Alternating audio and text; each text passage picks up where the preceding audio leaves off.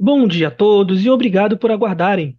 Sejam muito bem-vindos à videoconferência de divulgação dos resultados do primeiro trimestre de 2024 do Açaí Atacadista. Destaco aqueles que precisarem de tradução simultânea, temos essa ferramenta disponível na plataforma. Para acessar, basta clicar no botão Interpretation através do ícone do globo na parte inferior da tela e escolher o seu idioma de preferência, português ou inglês. Informamos que esta videoconferência está sendo gravada e será disponibilizada no site de RI da companhia, no endereço ri.açaí.com.br, onde já se encontra disponível o release de resultados. Durante a apresentação da companhia, todos os participantes estarão com o microfone desabilitado.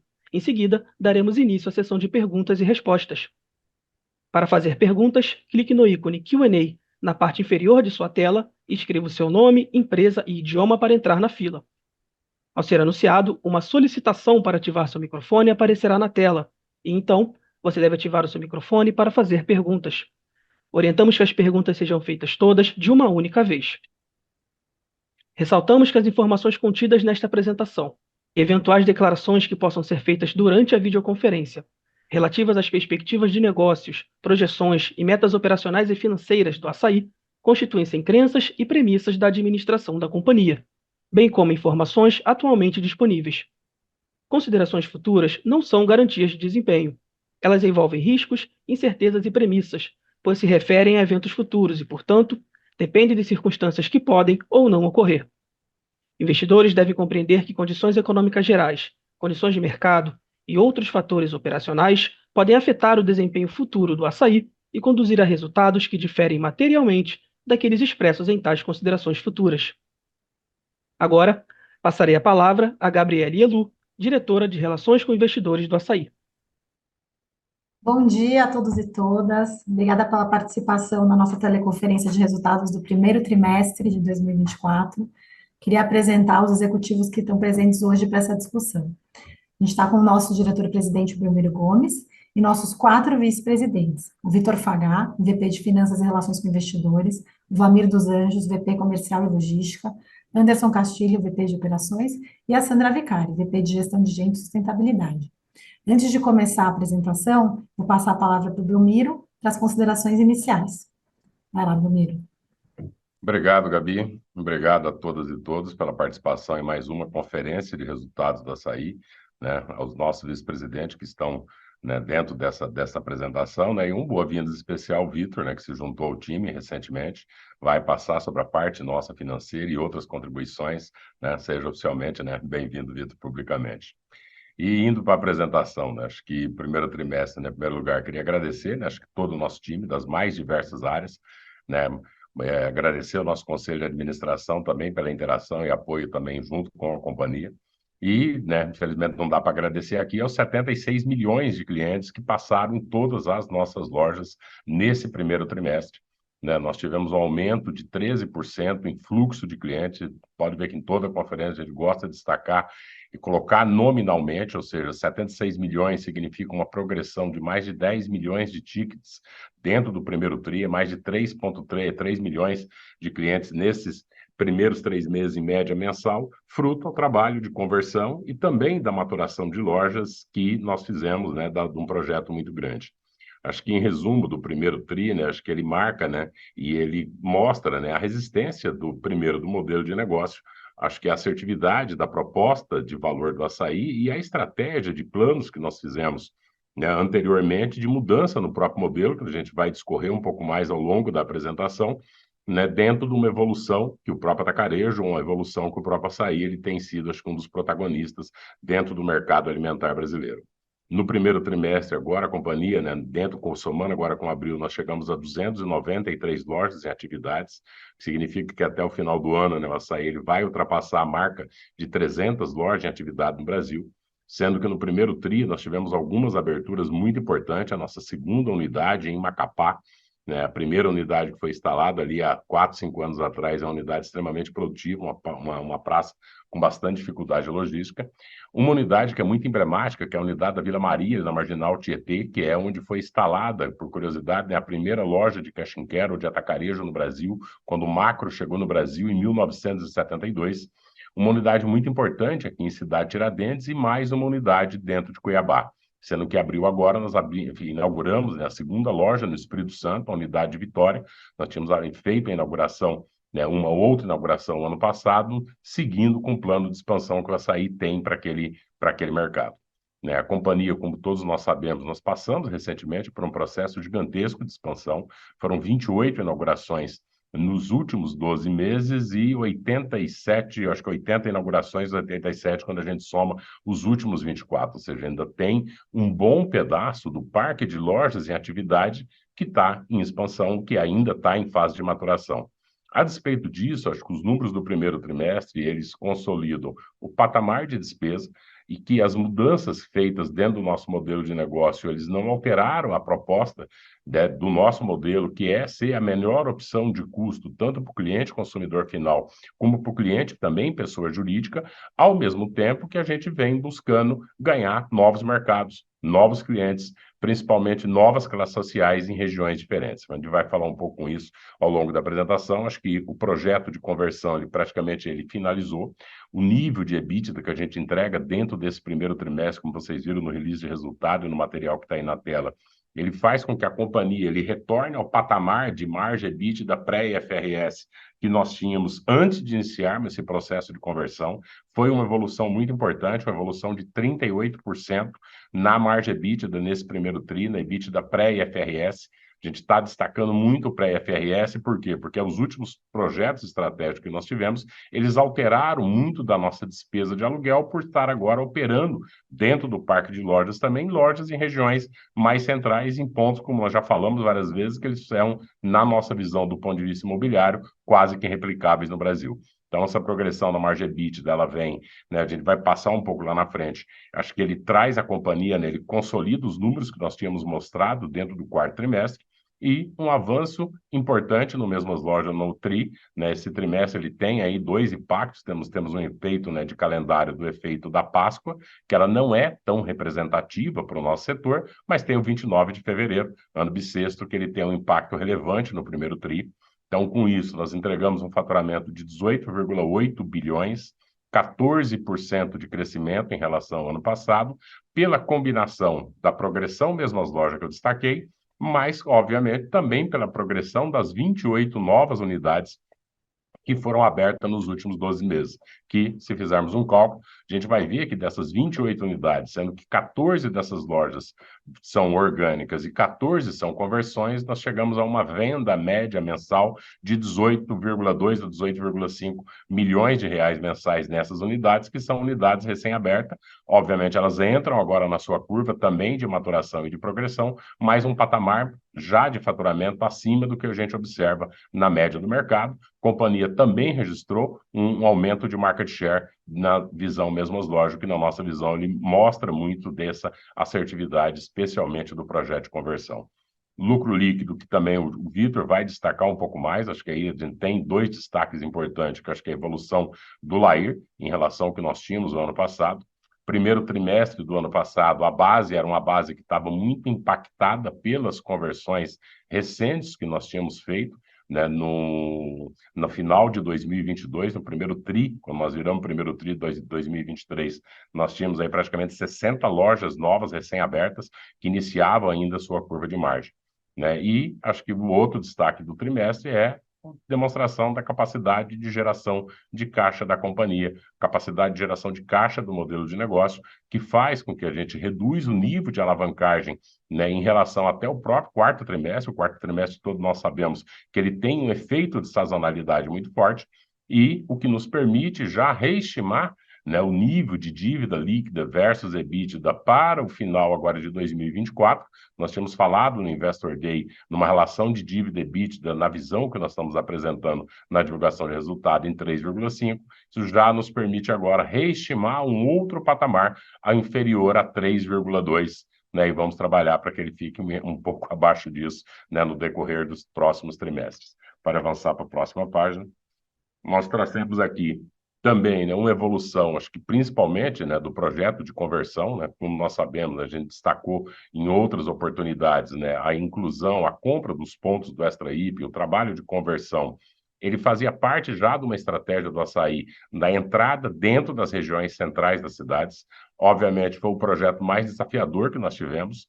Como eu já destaquei em algumas, nós chegamos a ter quase 18 mil pessoas em construção civil trabalhando concomitantemente, né? São lojas em regiões, muitas vezes, que o nosso modelo ainda não era tão presente, então implicava num ganho muito grande do consumidor, uma capacidade de geração de venda e de geração de margem, né? Quando a gente observa os números do primeiro TRI, nós temos uma progressão naquele grupo de 47, que foram as primeiras lojas inauguradas, de 23%, e a margem EBITDA pré-FRS simplesmente dobra do primeiro TRI do ano passado para esse TRI agora, e uma progressão em vendas em torno de 18%, levando para um patamar médio de 26 milhões, ou seja, o parque de lojas do Extra, que ainda está no início, ele ainda tem menos de 24 meses, ele já entrega o nível de margem EBITDA pré-FRS em linha com a companhia como um todo, e isso fica visível também quando a gente olha o EBITDA pré total da companhia do primeiro TRI, senão não teríamos tido aquela progressão de 90 bips que, como vocês tiveram a oportunidade de ver.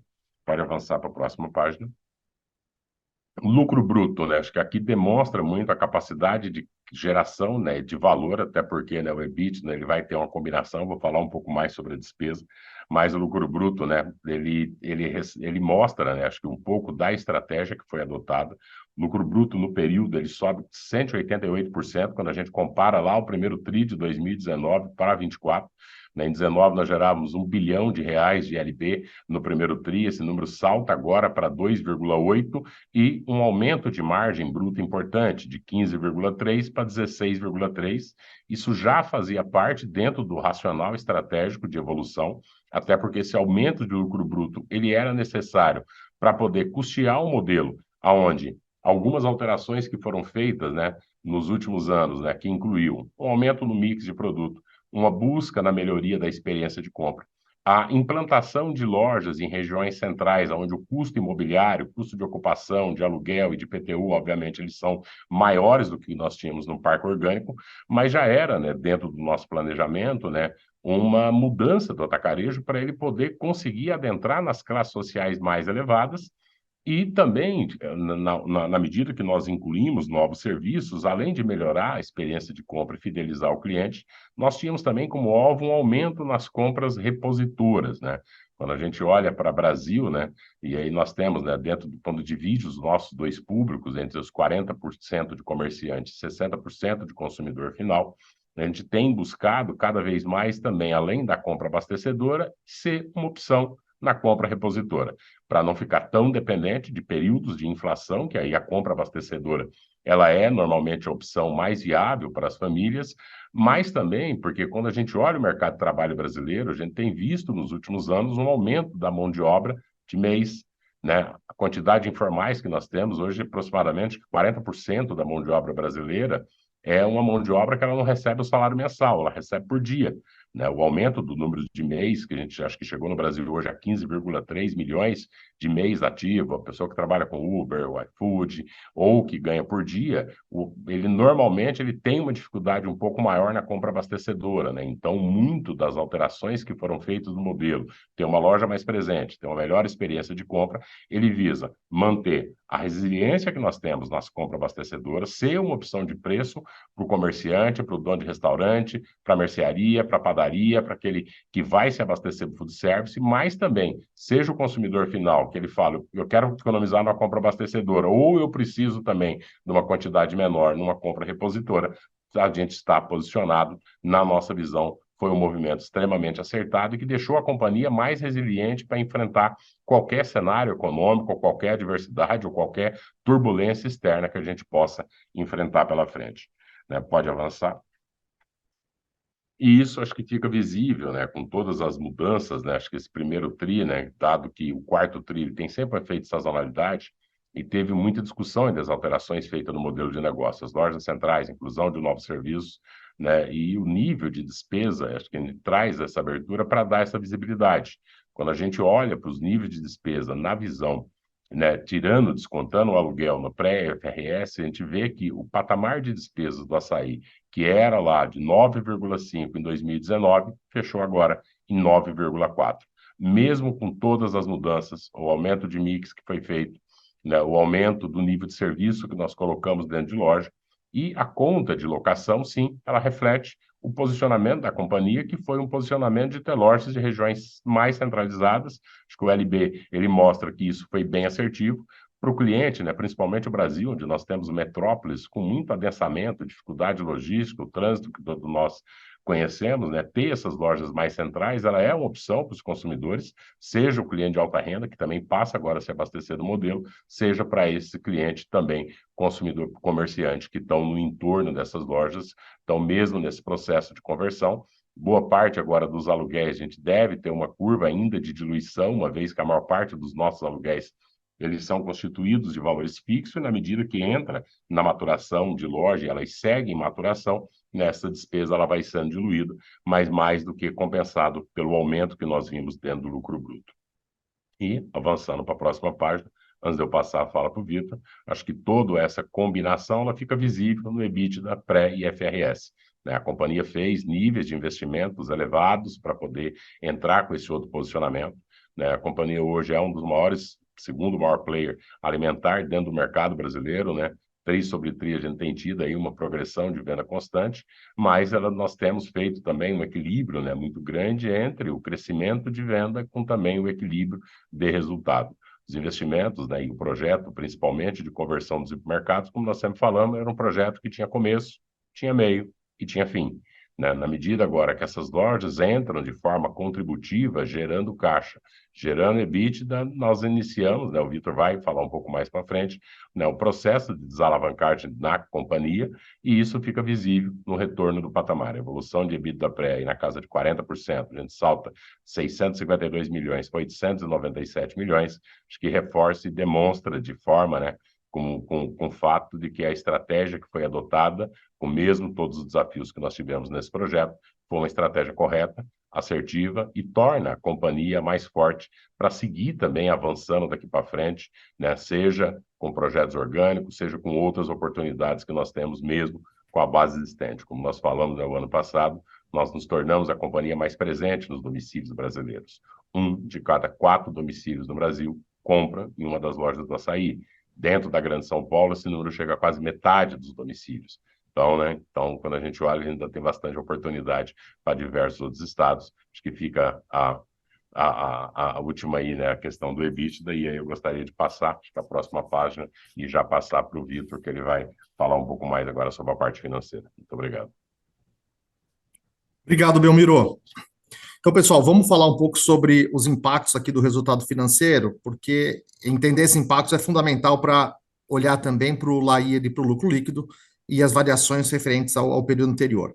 Então, no primeiro trimestre desse ano, o resultado financeiro foi impactado por 4 principais eventos, né? E que também trazem para a gente aqui uma diferença e considerações na comparação com o mesmo trimestre do ano anterior.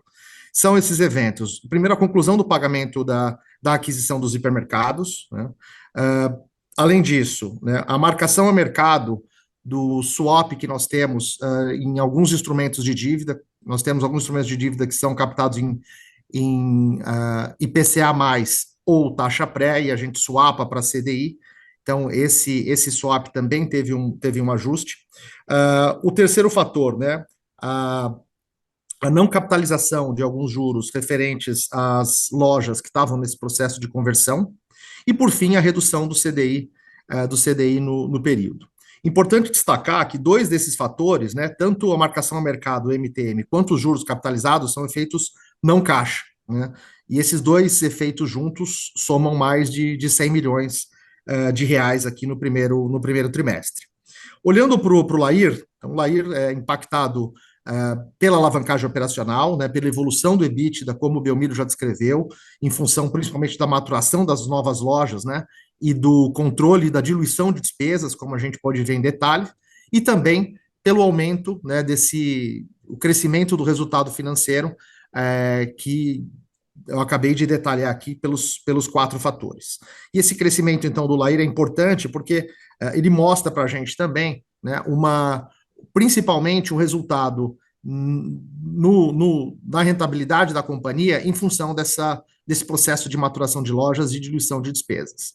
E, por fim, a gente chega no lucro líquido. O lucro líquido teve um crescimento de 19%, como o Belmiro mencionou no início da apresentação, consequência da evolução, né, do EBITDA, resultado financeiro, e o LAIR que a gente acabou de observar, mas também, né, na comparação com o ano anterior, ele é impactado pelo fim, né, da subvenção para investimentos. Então, isso alterou a nossa base de comparação e leva a esse crescimento de 19% no período. Próximo slide, por favor. Então, falando agora de geração de caixa, né? A gente teve uma geração de caixa importante aqui no período, a gente obteve uma geração de caixa operacional de 4,9 bilhões nos últimos 12 meses, né? Talvez um ponto de destaque importante é um crescimento, né, frente à geração de caixa que a gente teve no final do primeiro trimestre do ano passado, de 1,7 bilhões. Né? Então, foi um crescimento importante da geração de caixa quando a gente compara 12 meses, né, com o mesmo período, e mesmo quando a gente compara, né, de forma sequencial, a geração de caixa que a gente tinha com fim em dezembro de 2023, ou seja, ao longo do ano de 2023, essa geração que a gente observa agora no primeiro trimestre é 300 milhões superior. Então, isso mostra também que, né, a evolução do processo de conversões de loja e o crescimento de EBITDA se refletiram na geração de caixa. E, né, além dessa evolução do EBITDA, importante também a gente destacar que a gente teve uma melhora no ciclo, né, de capital de giro. Uma melhora de quase 5 dias, 4,6 dias, impactadas principalmente por uma melhora nos níveis de estoque. A gente descreveu todo esse movimento, né, e o detalhamento dessa evolução do capital de giro aí no release, para que vocês tenham um entendimento melhor dessa evolução. Como consequência dessa geração de caixa, né, do CAPEX e do custo da dívida, a gente tem, então, na comparação de 12 meses, uma dívida líquida que fica praticamente estável, né, de 13,7 para 13,8 bilhões, e o principal fator aqui, né, é o processo de desalavancagem que a companhia está vivenciando, como a gente pode ver na parte direita aqui do gráfico. Então, uma redução da alavancagem, né, onde no final do primeiro tri do ano passado era de 4,69 vezes o EBITDA, passando agora para 3,75 vezes o EBITDA, né, uma redução de quase uma vez EBITDA, 0,94 vezes EBITDA, e importante, essa redução de alavancagem se deu através da evolução do EBITDA. A gente pode ver aqui, né, embaixo do gráfico, uma evolução aí de 2,9 bilhões, o EBITDA acumulado 12 meses no final do primeiro tri do ano passado, para 3,7 agora. Então, essa desalavancagem acontecendo, né, por essa importante evolução operacional e crescimento aí do EBITDA no período, e como a gente pode ver, a dívida líquida se manteve praticamente estável aí nesse período, tá bom? Então, eram essas considerações, pessoal, sobre despesa financeira, resultado financeiro, lucro, geração de caixa e alavancagem, e eu gostaria de passar agora para a Sandra. A Sandra vai falar sobre as iniciativas de ESG recentes da companhia. Sandra.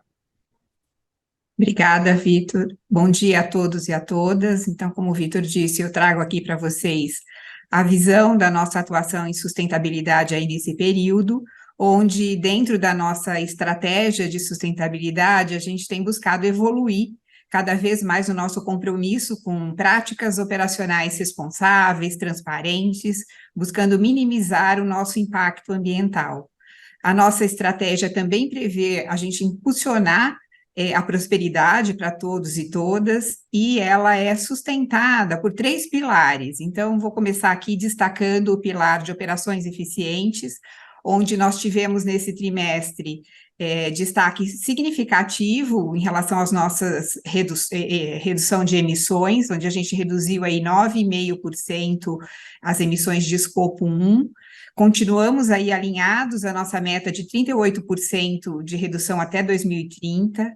Também tivemos aí o reaproveitamento de mais de 40% de resíduos oriundos aí da nossa operação por meio de práticas de reciclagem, compostagem, redução de desperdício de alimentos, e aqui eu destaco o nosso programa Destino Certo, que evitou que mais de 370 toneladas de frutas, verduras e legumes fossem destinadas a aterros. Isso marca aí a nossa responsabilidade com a sustentabilidade, e também ainda nesse período nós realizamos a 3ª edição do prêmio Top Log Açaí, onde esse prêmio ele reconhece os fornecedores que apoiam o processo de abastecimento das lojas com excelência, e esse ano nós incluímos a categoria de sustentabilidade, onde também podemos reconhecer as boas práticas dos nossos fornecedores em relação ao combate às mudanças climáticas. No pilar de desenvolvimento de pessoas e comunidades, a gente investe fortemente na capacitação, no desenvolvimento dos nossos mais de 80 mil colaboradores, e também promovemos ações constantes que contribuem para um ambiente de trabalho diverso, inclusivo, onde a gente possa proporcionar que todas as pessoas possam ser respeitadas e valorizadas. Como vocês podem ver no slide, os nossos números refletem essa atuação. Queria destacar aqui os nossos mais de 43% de negros em posição de liderança, isso é um orgulho para nós. Temos também aí um número de profissionais com deficiência acima da cota legal já há mais de 8 anos, e 25%, mais de 25% de mulheres em cargos de liderança. Também fomos reconhecidos aí pelo segundo ano consecutivo nos rankings de diversidade da GPTW, reafirmando aí o nosso compromisso com a igualdade e a inclusão. Além disso, a gente também tem um compromisso com a segurança alimentar nas comunidades onde a gente está presente. Esse trimestre, a gente doou mais de 140 toneladas de alimentos e também nos tornamos aí signatários do Pacto contra a Fome, reforçando aí a nossa responsabilidade em relação ao combate à fome no nosso país. E, por fim, no pilar de gestão ética e transparente, tivemos a divulgação do nosso relatório anual de sustentabilidade referente a 2023. Ele demonstra aí os nossos resultados, os nossos atingimentos ao longo do ano, e também reflete como a nossa estratégia de sustentabilidade permeia toda a companhia, reforçando aí a nossa transparência junto a todos os nossos stakeholders. O nosso compromisso com sustentabilidade é um caminho contínuo, então a gente pretende continuar evoluindo e principalmente contribuindo aí para que a gente tenha cada vez mais um futuro sustentável e próspero para todos e todas. Era isso que eu tinha para apresentar, passo agora para o Belmiro a palavra. Bem, quando a gente olha, né? Obrigado, Sandra, né? Acho que traz um capítulo importante. Acho que olhando um pouco para frente, né? A gente vê, né, um pouco, já a gente destacou, acho que tanto a minha fala como o Vitor, né? Acho que a questão da alavancagem, todo mundo sabe, a gente já falou isso nos outros calls, interações, que é um grande foco agora da companhia, né? A companhia é uma grande geradora de caixa, né? O Assaí, toda a trajetória dele, né? A última vez que nós recebemos recurso foi em 2010, né? Então ele sempre foi uma companhia que conseguiu crescer e crescer muito, se tornar uma das maiores companhias do Brasil, a mais presente nos domicílios, com a geração de caixa própria. Né, o grande eixo que nós tínhamos, né, de pagamento do GPA foi feito agora em janeiro de 2024, ou seja, não há mais liquidação a ser feita, e a companhia agora passa a contar com a maior geração de caixa, né, pela maturação da expansão que nós temos, né, e o aumento da margem, como nós vimos agora dentro desse primeiro trimestre, né, e uma redução, né, esperada, obviamente, com todas as incertezas, hoje a curva de juros estressando bastante, né, e uma redução da taxa de juros, né, que deve ajudar a reduzir os nossos patamares de despesa financeira. Temos 15 lojas previstas para esse ano, para 2024, e depois a gente retoma um patamar de expansão em torno de 20 lojas, ou até superior a isso, para 2025. Né? Então, esse ano, como a gente já falou no Investor Day e outras oportunidades, a gente tem um menor patamar de investimento, né, em comparação que nós tínhamos nos anos anteriores, dentro desse processo de equilibrar o contínuo crescimento do Assaí, da companhia, com também a desalavancagem. Há também grandes oportunidades do ponto de vista, né, tanto do Phygital como de ajuste de categorias, né, como eu falei, nós estamos ainda com quase 30%, ou 20%, mais de 20% do nosso parque de lojas ainda em maturação. Né, boa parte dessas lojas elas apresentam, né, algumas oportunidades que a companhia vem buscando explorar em diversos projetos que nós temos no dia a dia, feito, né, em algumas regiões do Brasil, né, isso, o nosso tamanho e capilaridade nos permite fazer, né, diversos tipos de teste, e o modelo deve seguir avançando. Né? Então, ainda há ajuste de categoria, ainda há oportunidade no serviço financeiro, acho que o Vitor destacou isso também, né? As galerias comerciais também que ainda segue no projeto de implantação e de aumento, e uma frente agora que a gente abre de comercialização também de espaços publicitários, né? Quando a gente olha para 2024, do ponto de vista, né, obviamente, existe todas as incertezas, a gente ainda vê um consumidor, né, pressionado ainda, né, por mais que a gente tenha visto, né, quedas constantes na taxa de desemprego, né, o poder de compra da população ainda está pressionado por endividamento, né, boa parte ainda com a quantidade, né, de inadimplente, o que, por um lado, faz com que o nosso modelo continue sendo atrativo. Economizar é algo importante, seja independentemente da classe, independentemente da renda, né, que a pessoa tem. Então, isso nos coloca, né, acho que numa posição, né, em relação aos outros formatos alimentares, numa posição, acho que mais favorável, né, dentro desse cenário.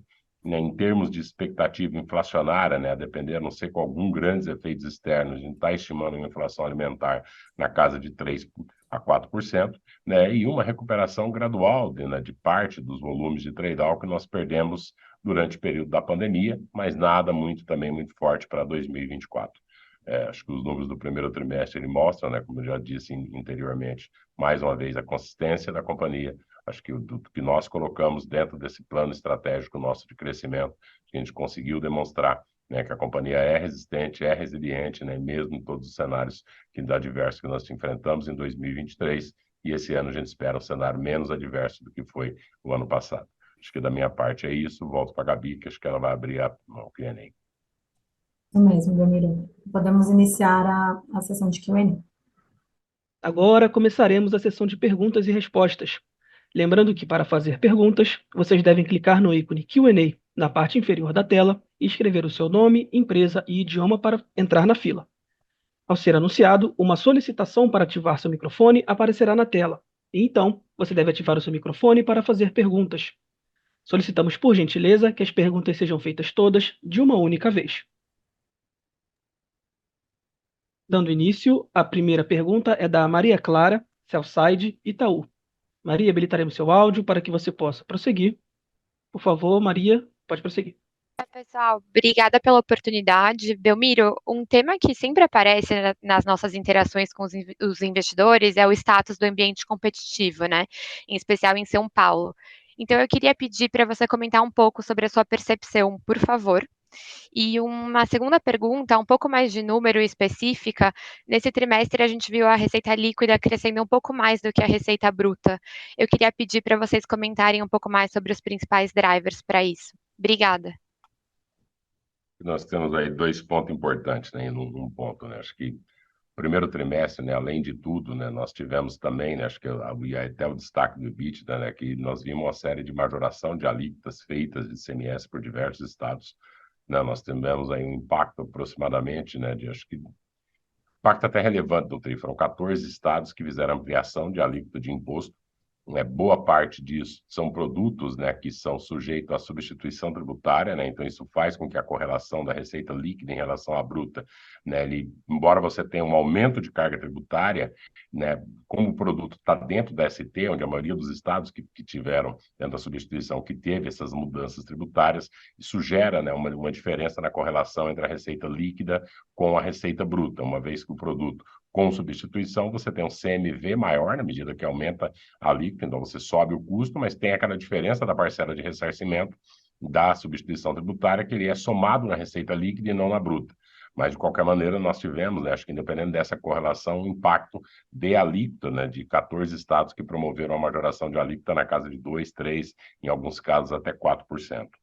O mercado competitivo, obviamente, né? Existe uma acomodação agora de mercado, nós mesmos aqui dentro de São Paulo, com a quantidade de lojas que nós abrimos, né, de conversões do Extra, boa parte dos hipermercados estavam aqui dentro das regiões centrais, então a gente viu algumas mudanças no mercado, a saída do macro, né? Mas acho que assim, nós estamos hoje com 105 lojas dentro do estado de São Paulo, a companhia ela é muito forte, é o maior player aqui dentro do estado de São Paulo, nosso tamanho e a escala nos permite, né, e principalmente a força da marca.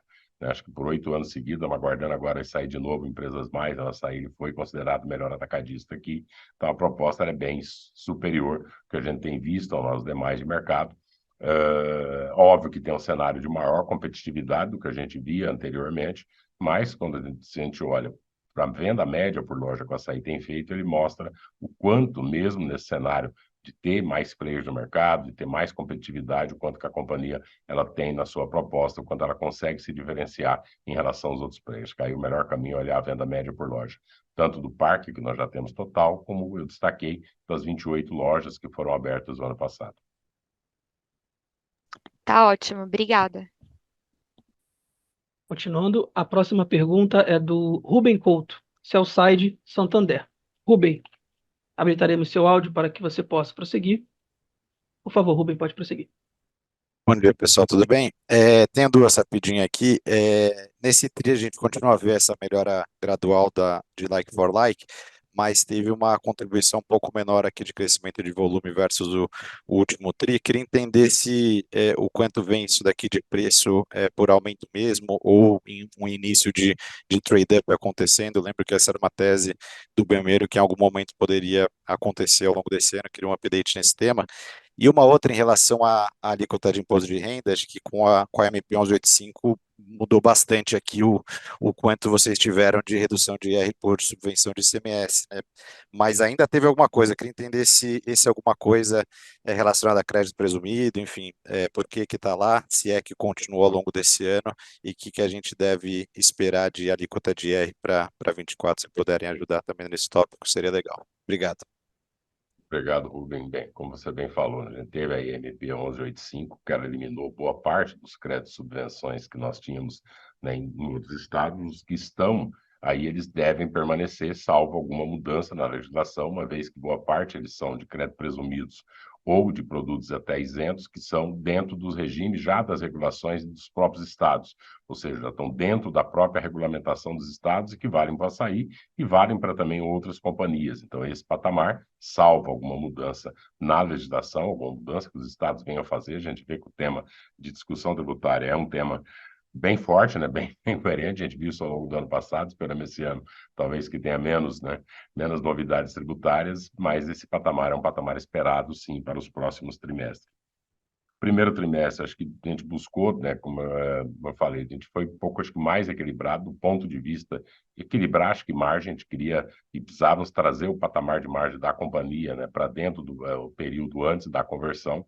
A gente ainda não viu nesse primeiro trimestre ainda um efeito de trade-up, seja por parte da população, se percebe ainda que a população, por mais como eu falei, né, a gente tenha visto uma queda de desemprego, acho que o nível de endividamento ainda das famílias, né, não está permitindo ainda fazer uma retomada dos volumes, né, então a gente teve aí um pequeno impacto, acho que um pouco mais inflacionário no primeiro TRI, mas que também, né, uma parte dele vem pelo próprio aumento de carga tributária, né, que teve nas alíquotas de impostos, que isso também gera, consequentemente, na medida que você reflete no preço de venda esse aumento de alíquota, né, automaticamente você gera no preço final um aumento.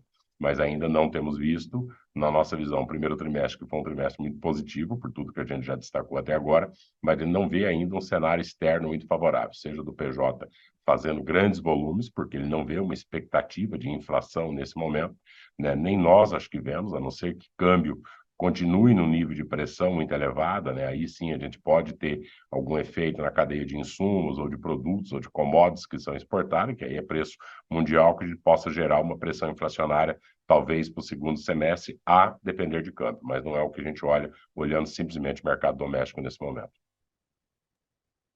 Perfeito, Belmiro, obrigado. Obrigado. Continuando, a próxima pergunta é do Vinícius Strano, Sell-Side UBS. Vinícius, habilitaremos seu áudio para que você possa prosseguir. Pode prosseguir, por favor, Vinícius. Bom dia a todos, obrigado. Explorando aqui um pouco mais o cliente PJ, se você puder comentar um pouquinho o que você tem observado de contribuição nas vendas desse cliente, como é que você imagina esse cliente talvez reestocando, entendo que ainda não é tão relevante hoje, mas como é que você pensa isso para frente? E mais estrategicamente, como que vocês pretendem explorar um pouco a oferta de serviços para o PJ e também se vocês considerariam estruturar uma oferta de crédito aqui? Obrigado. Eu vou passar a primeira parte do PJ para o Vlamir, ele está no comercial e está mais acompanhando os preços, né, e o comportamento também desse PJ, e o Vitor fala um pouco depois sobre a questão dos serviços. Obrigado, Vinícius. Bom dia a todas e a todos. Obrigado pela pergunta, Vinícius. Olhando o movimento do PJ, hoje a participação do PJ no açaí gira em torno de 40% a 45%. do nosso faturamento. A gente não vê um movimento ainda de estocagem, acho que da mesma forma que a taxa de juros, o capital de giro para esse tipo de cliente é muito importante, ele acaba utilizando as nossas lojas como um ponto de abastecimento e a gente, pelo menos, a gente não espera um movimento inflacionário diferente do que a gente falou no início do ano com vocês, uma inflação em torno de 3 a 4%, que isso não motiva ninguém a fazer estoque, né? Então, a gente não espera um movimento de estocagem para o PJ. Eu acho que a gente tem fatores aí que podem contribuir com a inflação, que não estão sob o nosso controle, como câmbio, como petróleo, como efeitos climáticos, enfim, coisas externas que pode sim futuramente ocorrer alguma variação no comportamento de compra e abastecimento desse cliente. Mas olhando o que a gente viu no primeiro TRI e nos últimos trimestres, né, a gente não vê possibilidade disso acontecer. Acho que a gente usa um jargão aqui que o cliente PJ vai continuar comprando da mão para a boca, né, sem formar estoques relevantes dentro de casa. Espero ter respondido sua pergunta. E Vinícius, falando sobre oferta de serviço, sim, a gente está estudando agora aumentar essa oferta de serviço, até porque a gente tem, junto com a parceria com a FIC, uma oferta de serviços muito associada à pessoa física, e a gente entende que aumentar essa oferta de serviços para o PJ vai trazer para a gente, né, uma maior proximidade com esse cliente e principalmente aumentar a fidelidade e frequência de compra, que é o nosso objetivo final. Então, sim, a gente espera aumentar a oferta de serviço especialmente para clientes PJ. Ótimo. Obrigado, pessoal. Continuando, a próxima pergunta é do João Pedro Soares, Sell-Side City. João, habilitaremos seu áudio para que você possa prosseguir. Por favor, João, pode prosseguir. Obrigado. Acho que vou aproveitar esse gancho dos serviços, e a gente percebeu uma margem bruta mais saudável.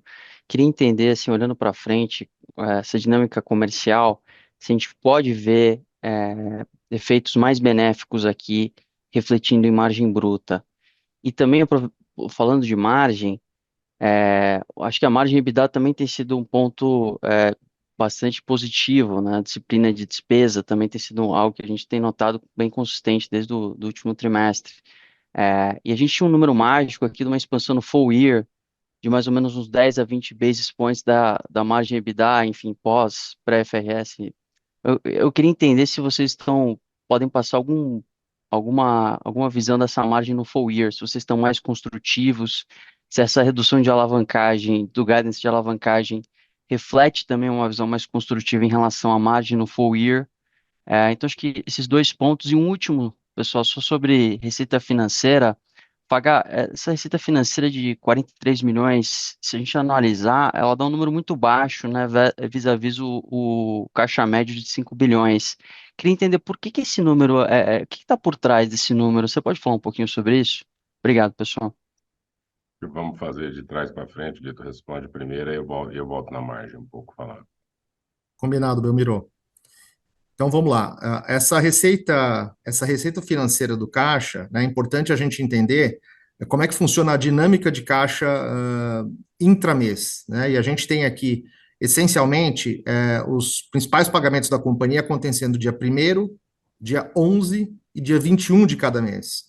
Então, o nosso caixa se comporta, né, dentro do mês como se fosse uma espécie de uma serra, né? Então ele cai nos pagamentos e aí ele vai recompondo ao longo das vendas e ele cai novamente. Então, a visão final do mês não é a visão do caixa médio, tá? A visão do caixa médio, ela é diferente da visão final de todos os meses por conta dessa dinâmica, tá? E por isso, né, quando você faz essa conta de trás para frente, considerando os 5 bi, você não chega na rentabilidade do caixa. A rentabilidade do caixa, claro, ela é marginalmente menor é um pouco menor do que o custo da nossa dívida, né? Mas o que explica essa diferença é o fato da gente ter esse movimento intramês, que faz com que o caixa médio seja diferente do caixa de final de mês.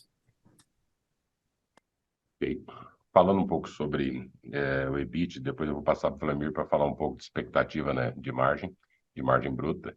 né? O EBITDA ainda, assim, o que a gente está trazendo é uma diferença, uma mudança no guidance de dívida, né? O EBITDA, acho que a gente ainda precisa de outros trimestres, né? Como eu falei, a gente voltou ao patamar de EBITDA, né, antes do período da conversão. Esse patamar a gente sim, ele acho que dá para colocar ele como sustentável, mas ainda para o full year a gente não quer fazer nenhuma outra, né, mudança ainda, né, de indicativo da margem EBITDA, né? Vamos acompanhar aí o segundo trimestre, mas acho que o primeiro tri ele serve de bom indicativo.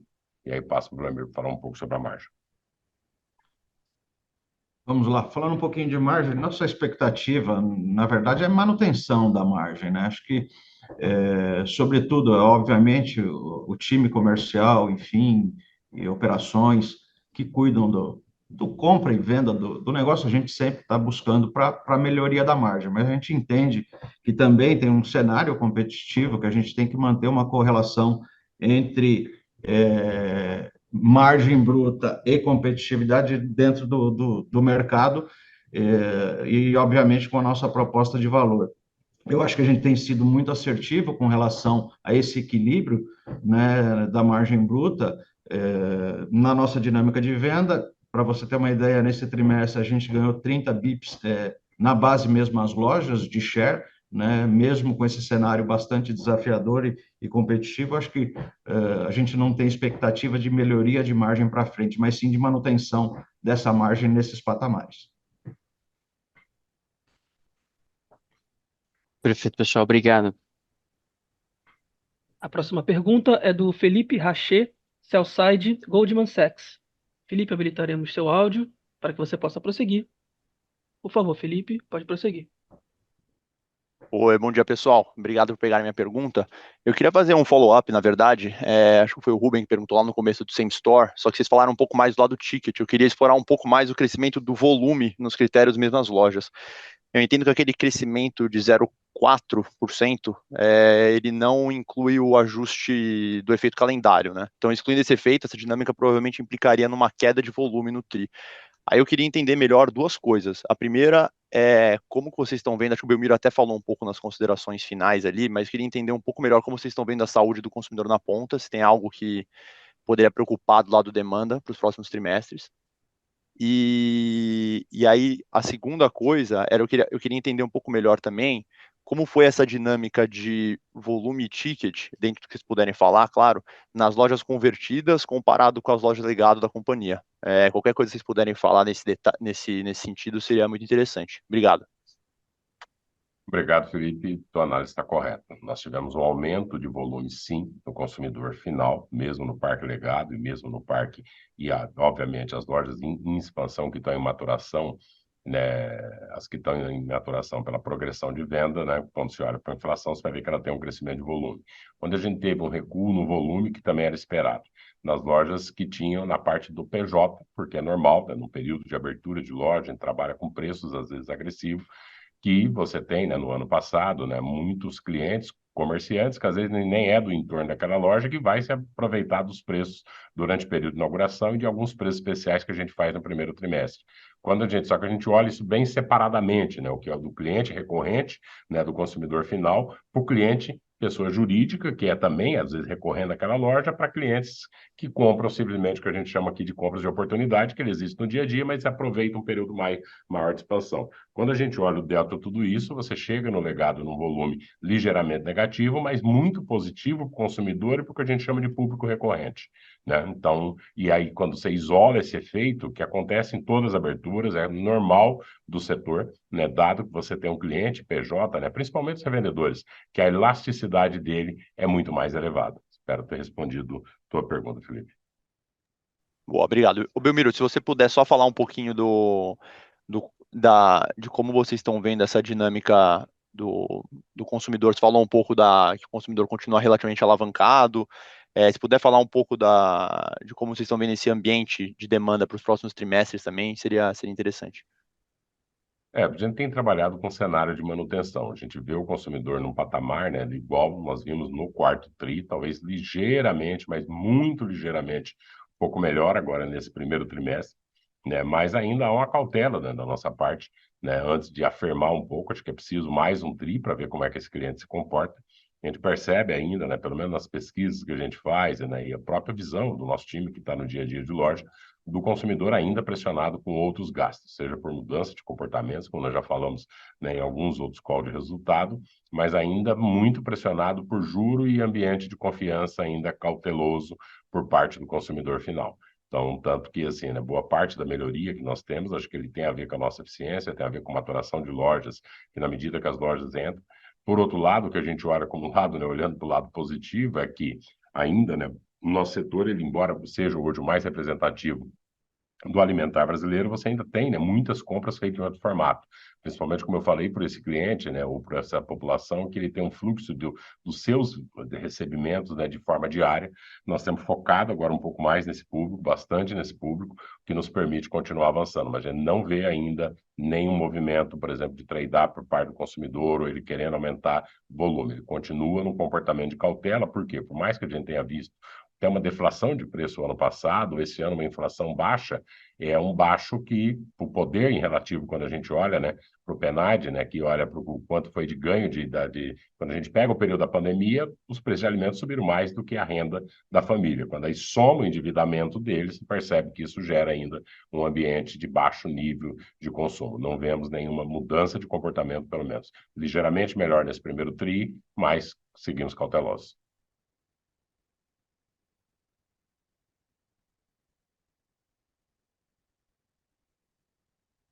Espero ter respondido, Felipe.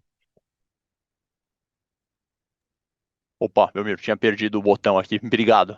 Obrigado. Muito, muito claro. Valeu. Obrigado. Continuando, a próxima pergunta é do Bob Ford, Sell-Side, Bank of America. Bob, habilitaremos o seu áudio para que você prossiga.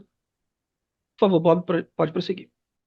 Muito obrigado. Bom dia a todo mundo e parabéns pelo trimestre, Belmiro.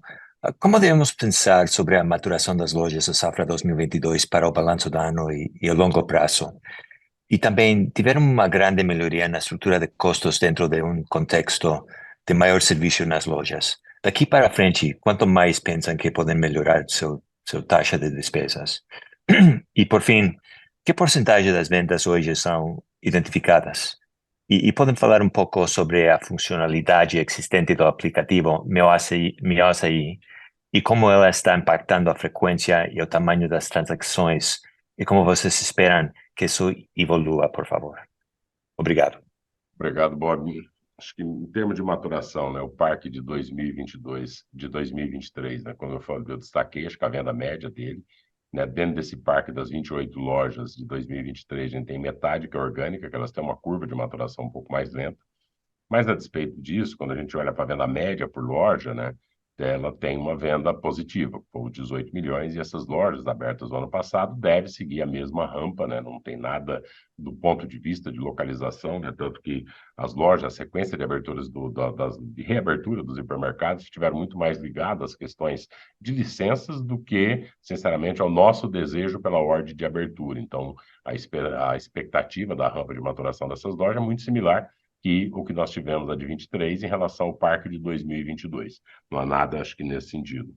Estrutura de custo, acho que é um ponto muito importante, ver o quanto que eu destaquei, porque teve uma transformação dentro grande do nosso setor, que a Açaí, acho que foi um dos protagonistas dessa mudança. Era uma mudança estratégica, na nossa visão, acompanhando uma tendência de mercado, uma vez que tem muitas mudanças, a gente viu a quantidade de fechamentos de hipermercados no Brasil. Então, também uma demanda, né, por parte do cliente de lojas mais próximas, de lojas com maior nível de serviço.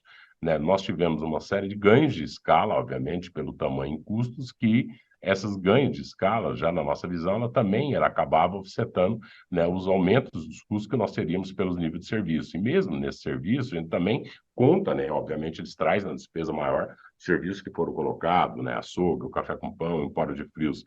Isso implica um aumento de headcount, implica um aumento de energia elétrica, mas, por outro lado, isso também te traz uma receita, te traz uma margem, e acho que por isso esse destaque nós fizemos no patamar de despesa. Né? Despesa, como o Anderson disse, é como unha, estamos sempre buscando, né? Acho que eliminar a despesa, cortar a despesa, segurar a despesa, né? Então, queria até passar um pouco antes para ele falar um pouco do patamar e do que ele espera de despesa para frente, e depois o Vitor comentar um pouco, né, do app, né, em termos de percentual identificado e das expectativas que a gente tem pela frente.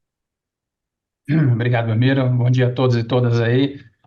Bob, na realidade, assim, despesa, o Belmiro já falou, acho que assim, é um grande destaque, né? A gente vem, tanto no último TRI, acho que a gente teve um diferencial muito grande aí, e já se demonstrou aí muito sustentável, né? Primeiro TRI, novamente, a gente consegue estar muito em linha com o que nós vemos fazendo aí ao longo desses anos. Eu acho que, assim, o que mostra o Açaí, principalmente, é uma consistência e disciplina do nosso time, né?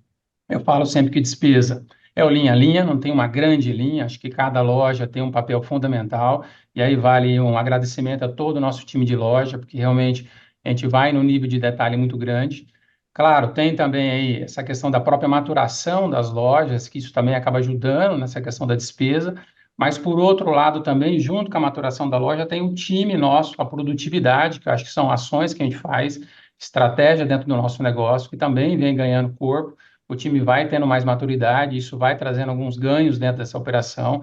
Tem um trabalho de eficiência que a gente busca fazer para economizar, resumindo, no final do dia, para diminuir nossa despesa, e sempre com um equilíbrio muito grande, né? Acho que assim, o equilíbrio da despesa com o equilíbrio da experiência de compra do nosso cliente, né? A gente sempre fala que dentro do segmento de cash, a gente quer se destacar, trazer uma proposta de valor diferenciada, que o cliente realmente se sinta confortável com uma loja não só com serviço, com mix diferenciado, mas que a gente consiga aí manter os nossos custos, né? Para você ter uma ideia, a gente continua, como foi falado pelo Belmiro, com o serviço, continua implantando novos serviços. Eu tenho até julho desse ano pelo menos mais 70 lojas aí que a gente vai estar implantando, seja ele o Café com Pão, o Empório, o Açougue, isso vai somar muito positivamente, mas sempre com um olhar, um cuidado na despesa, né? Acho que tem sempre esse balanço aí entre trabalhar a despesa do dia a dia, que aí é um trabalho de loja, e principalmente aí melhorando cada vez mais a nossa experiência de compra para o nosso cliente, né? Então, acho que, Bob, da nossa parte, acho que assim,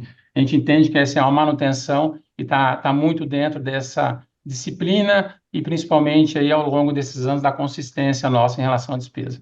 Se eu puder responder, seria isso aí. E Bob, falando sobre o app Meu Açaí, a gente tem hoje aproximadamente 28%, né, dos clientes identificados, tá?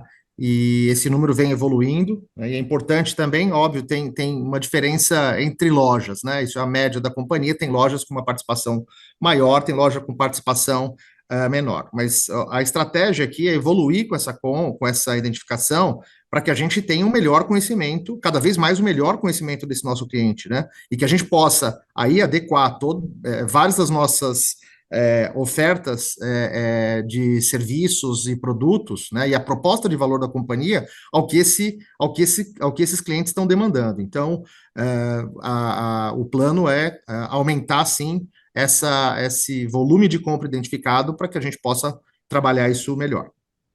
Ô, Vitor, se eu puder contribuir, acho que tem um dado interessante, Bob, que esses clientes que se identificam no app, eu acho que a gente adicionou praticamente 1 milhão de clientes no primeiro trimestre, né? Isso mostra que o aplicativo é um diferencial competitivo. A gente tem feito uma parceria com os fornecedores e também entregando coisas que faz a diferença para o cliente. O CRM por trás tem nos ajudado a direcionar essas ofertas de maneira mais assertiva.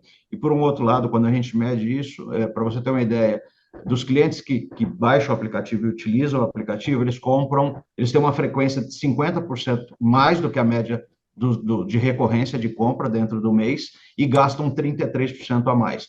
Então, assim, a gente consegue elevar o ticket e colocar mais itens no cesto desse cliente, né, no carrinho desse cliente. Então, o aplicativo tem, sim, contribuído para os avanços, né? Acho que, além dos serviços, né, e a experiência do Phygital, a gente tem conseguido se diferenciar e continuar crescendo a base de clientes, que foi o que a gente apresentou aí, esses 13% de aumento na base de clientes. Era isso. Obrigado, Vitor. Obrigado você, Vlamir.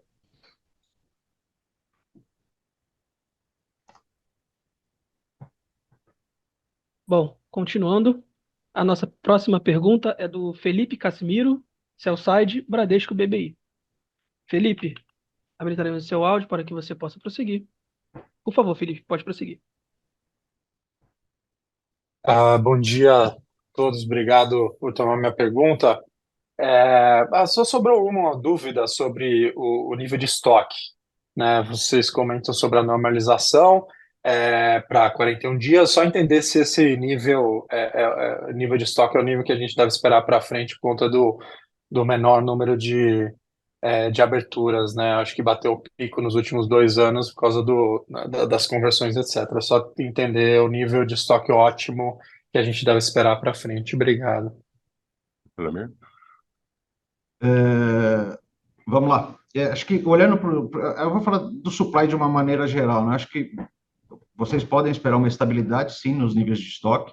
Como você mesmo comentou, a gente diminuiu o ritmo de expansão, isso também a gente consegue ter um menor nível de formação de estoque, de aberturas, uma disciplina da área comercial e logística no controle e no fluxo de entradas de produto, e a gente deve ver ao longo dos trimestres uma manutenção dos níveis de cobertura de estoque e também na manutenção do prazo de compra, né? A gente não deve ter oscilações de girar com supply muito semelhante do que vocês viram nesse primeiro trimestre. Então, assim, vamos para uma disciplina e uma eficiência no controle do capital de giro, sem grandes oscilações. Você pode ter alguma coisa que varia entre um trimestre e o outro por efeito sazonalidade, né? Formação de estoque para natalinos, campanha de aniversário, você pode ter algumas pequenas oscilações, mas sem impacto no nosso caixa. Espero ter respondido. Claro, respondido. Obrigado. A próxima pergunta é do Gustavo Sendai, Sell-Side XP. Gustavo, habilitaremos o seu áudio para que você possa prosseguir. Por favor, Gustavo, pode prosseguir. Oi, pessoal, obrigado aqui pelas perguntas. Eu tenho só uma também um pouco mais pontual, de repente acho que mais até direcionada para o Vitor. Só aproveitando que é o primeiro call aqui que você participa, né? Seria bacana só ouvir um pouco das oportunidades que você já identificou aqui, que você pretende avançar aqui na parte financeira desse ano, de repente custo de capital, um pouco de capital de giro também, enfim, um pouco do seu plano aqui para a companhia ao longo desse ano e para frente também. Obrigado. Ótimo, obrigado pela pergunta. Eu vou destacar duas iniciativas, né? Uma a gente comentou rapidamente aqui, e é, sim, trabalhar na maior oferta de serviços financeiros para os nossos clientes, especialmente PJ, né? Isso é um trabalho que a gente tem que fazer aqui de forma muito integrada, junto com o pessoal de operações, comercial e também, né, com a FIC, é uma parceria que a gente tem com o Itaú.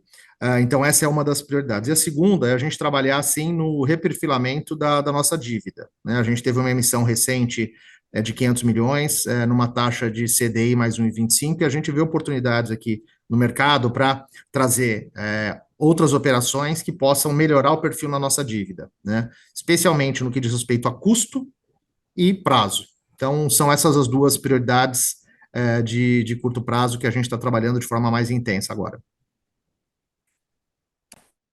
Perfeito, obrigado. Continuando, a próxima pergunta é do Nicolas Lahain, Sell-Side, JP Morgan. Nicolas, habilitaremos o seu áudio para que você possa prosseguir. Pode prosseguir, por favor, Nicolas.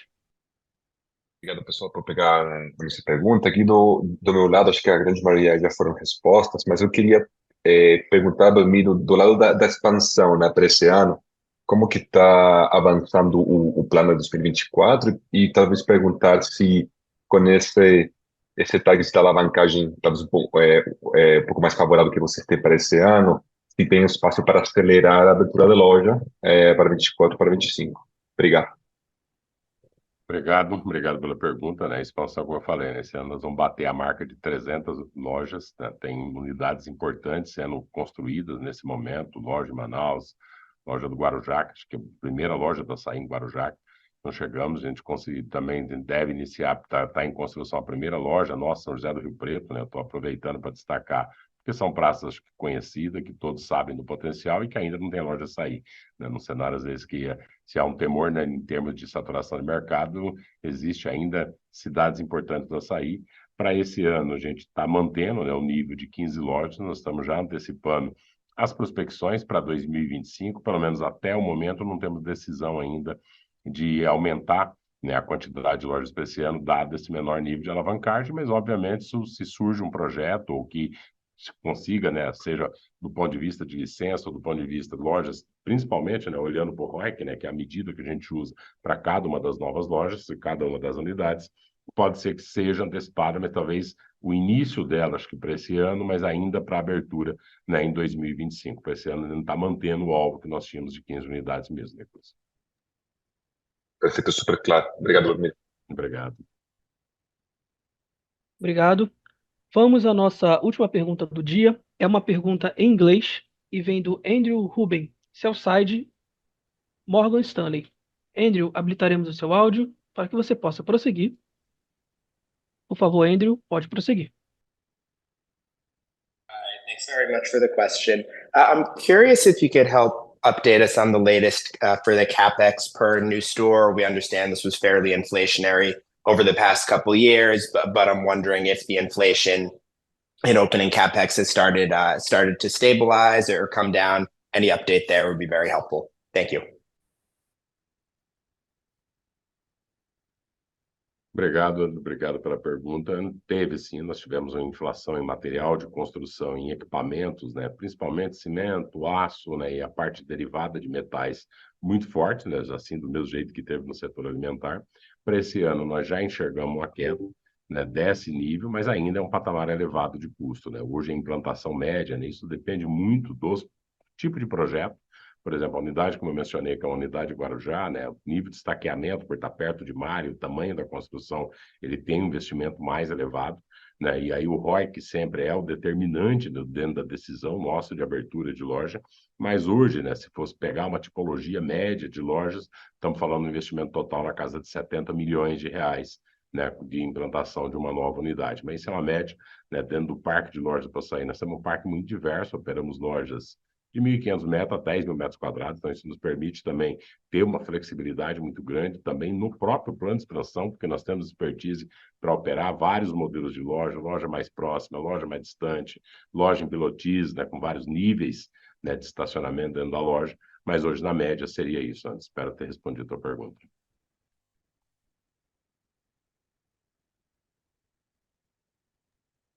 Very helpful. Thank you. A sessão de perguntas e respostas está encerrada. E agora gostaríamos de passar a palavra para as considerações finais da companhia. Essas considerações a gente já deu na expectativa, acho que para 2024. Agradecer mais uma vez a participação, né, tanto das pessoas que estão presentes aqui com a gente, como também dos diretores e de todo o nosso time também responsável pelo trabalho. Né? Segundo trimestre agora ele segue, né? A companhia busca seguir, né, dentro da parte estratégica que nós já tínhamos determinado, né, de evolução, de maturação das novas unidades, né, e de expansão. Amanhã também nós temos um evento importante, que é a Assembleia, né, anual, que se realiza amanhã no dia 26. Nós temos alguns temas bem importantes também, ponto de vista do futuro da companhia, que o Conselho trabalhou bastante.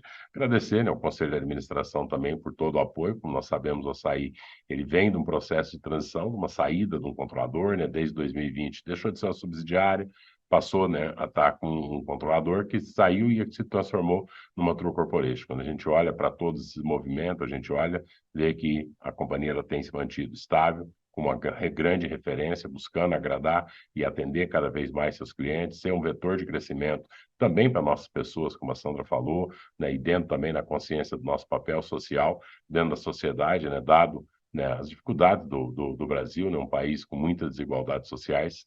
Né? Então, dentro disso, né, esperamos nos ver novamente no segundo trimestre e quem puder nos apoie na Assembleia que ocorrerá amanhã. Muito obrigado a todas, muito obrigado a todos. A videoconferência de resultados referentes ao primeiro trimestre de 2024 do Assaí está encerrada. O Departamento de Relações com Investidores está à disposição para responder as demais dúvidas e questões. Muito obrigado aos participantes e tenham todos um excelente dia.